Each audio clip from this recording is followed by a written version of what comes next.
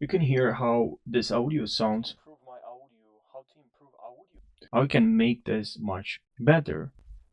How to improve my audio. I'm gonna show you in this video how you can improve your audio in Premiere Pro. So what you can do is basically just go to window here, and then here make sure you select essential sound. Now once you select essential sound, you're just gonna have to select your audio. When you select your audio, just go here to essential sound, then here you're gonna have dialogue. Click on dialogue, and here let's say I like podcast voice. Now you can just also turn this off, here this off you don't want. Just want to increase the clarity, you can go to about 100. It's too much, it's gonna sound too, it's not gonna sound natural. Improve audio in Premiere Pro. Now you can play with these settings here, enhance pitch, high tone, EQ if you want different kind of like background voice, so the room, this different kinds of presets you have available here, which is pretty cool and gives you a lot of flexibility and options here. Also presets here, maybe you don't want this podcast voice, maybe you want from the radio, and I've tested all the presets here, and I can tell you it sounds really good and you can really improve the quality of your audio.